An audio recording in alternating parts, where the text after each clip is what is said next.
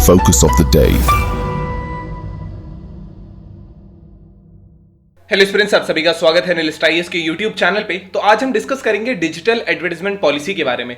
क्यों इस पॉलिसी की भारत को जरूरत है, इस पॉलिसी के की प्रोविजंस क्या है, इसके अलावा इसकी इंपॉर्टेंस क्या है, एंड जो एक चीज और इंपॉर्टेंट है वो है सेंट्रल ब्यूरो ऑफ कम्युनिकेशन, जो कि इन चीजों को करेगा। तो क्या ये कैसे न्यूज में है, इसके बारे में थोड़ा बेहतर जान लेते हैं। तो रिसेंटली जो ministry of information and broadcasting है, इसने जो डिजिटल एडवर्टाइजमेंट पॉलिसी है 2023 की, इसको अप्रूव किया है। और ये basically central bureau of communication को एम्पावर करता है कि वो कैंपेन्स ले सकेगा डिजिटल मीडिया स्पेस के अंदर। जो सेंट्रल ब्यूरो ऑफ कम्युनिकेशन है, ये इसी मिनिस्ट्री के अंदर वर्क करता है और ये रिस्पॉन्सिबल है अवेयरनेस क्रिएट करने के लिए, इंफॉर्मेशन जो जितने भी गवर्नमेंट प्रोग्राम्स होते हैं इसको डिसेमिनेट करने के लिए, स्कीम्स के लिए, जितने भी पॉलिसीज इंडिया में वर्क करती हैं। ये कमिटेड है, जो चेंजिंग मीडिया लैंडस्केप है उसके साथ एडेप्ट करता है और नई टेक्नोलॉजी को भी एम्ब्रेस करता है ताकि एक वाइडर ऑडियंस तक पहुंचा जा सके।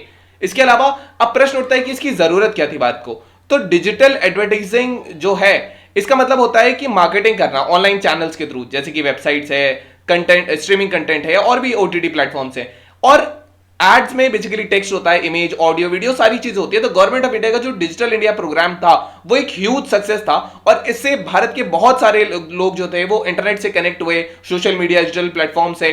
सो एज पर Telecom Regulatory Authority of India, March 2023 में भारत में इंटरनेट यूजर्स की संख्या लगभग 880 मिलियन थी। तो which is a very big amount. That is why हमें ये पॉलिसी की आवश्यकता थी।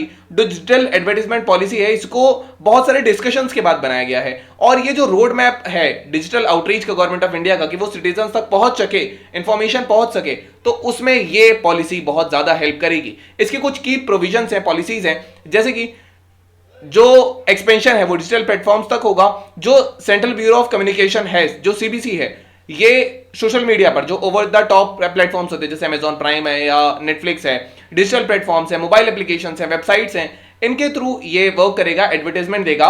एंड ये मैंडेट करेगा कि ये जो वेबसाइट्स हैं, मोबाइल एप्स, ओटीटी प्लेटफॉर्म्स हैं, ये बेसिकली एटलीस्ट 1 साल पुराने हो, एलिजिबल होंगे, तभी ये इस स्कीम के अंदर अप्लाई कर पाएंगे।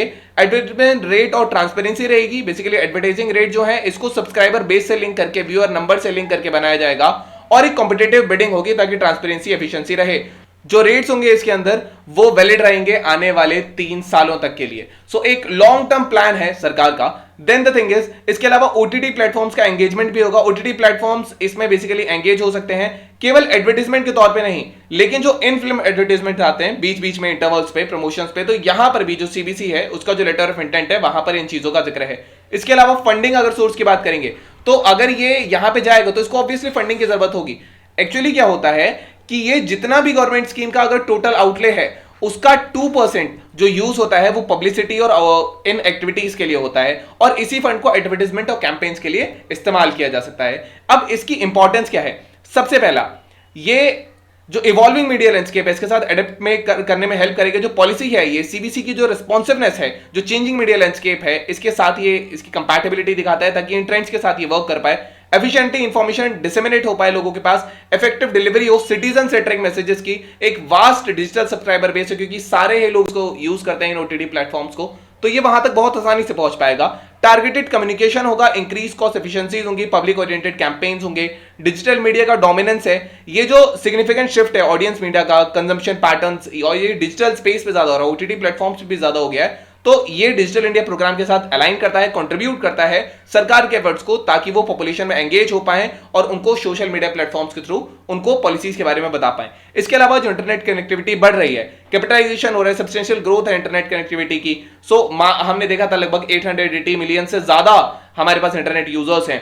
इसके अलावा टेलीकॉम सर्विसेज जो हैं, ये वाइड स्प्रेड एडॉप्शन जो टेलीकॉम सर्विसेज का है, इसको रिकॉग्नाइज करता है विद ओवर लगभग 1172 मिलियन सब्सक्राइबर थे as of March 2023. These were the subscriber and those were the users. So the thing is that we have enhanced targeting outreach.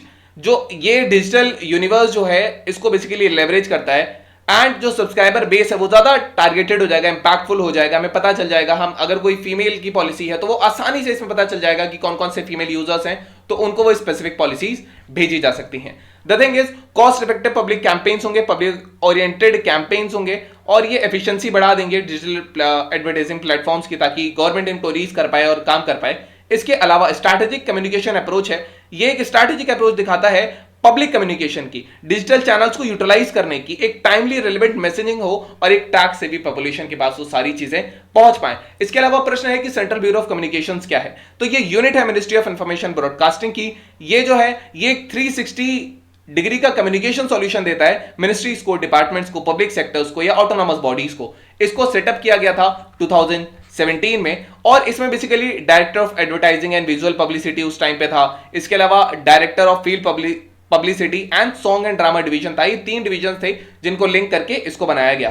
23 regional office हैं और इसके 148 फील्ड ऑफिसेज हैं भारत के अंदर जो ऑन ग्राउंड है। इसके अलावा सीबीसी एंगेज है प्रोसेस जैसे लोगों को एजुकेट करने में, रूरल और अर्बन दोनों एरियाज में, गवर्नमेंट पॉलिसीज के बारे में, प्रोग्राम्स के बारे में। ये जो ब्यूरो है ये अलग अलग कैंपेन्स करता है टुवर्ड्स द एंड बेसिकली ये यूज करता है डिफरेंट व्हीकल्स ऑफ कम्युनिकेशन, जैसे प्रिंट मीडिया एडवर्टाइजिंग यूज करता है, ऑडियो विजुअल कैंपेन यूज करता है, एग्जीबिशंस करता है, आउटडोर कैंपेन्स करता है, डिजिटल मीडिया कैंपेन्स करता है। तो these are the things which are associated with this. तो जो डिजिटल एडवर्टाइजिंग पॉलिसी है ये गवर्नमेंट की स्ट्रैटेजिक और एडवर्टाइजिंग अप्रोच को दिखाती है कि वो डिजिटल मीडिया प्लेटफॉर्म्स का यूज कर रहे हैं इफेक्टिव कम्युनिकेशन के लिए, गुड कॉज के लिए। ये एम करता है कि जो पॉपुलैरिटी है डिजिटल प्लेटफॉर्म्स की और एंश्योर करता है बेसिकली कि ट्रांसपेरेंसी होगी एडवर्टाइजिंग प्रैक्टिसेस में और गवर्नमेंट का इन्फ्लुएंस भी बढ़ा देगा डायनेमिक डिजिटल एज में।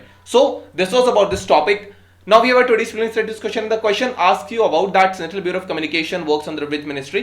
So you can type the answer in the comment section. The later if I script or not. Then we have today's main practice question, and the question says, how has the Digital India initiative impacted the socio-economic landscape of our country, and what are the challenges and opportunities it presents for the future digital landscape of India? So this was all about today's video and session. I hope I understood it well. Thank you. Have a nice day and stay tuned with the list I use for your better preparation.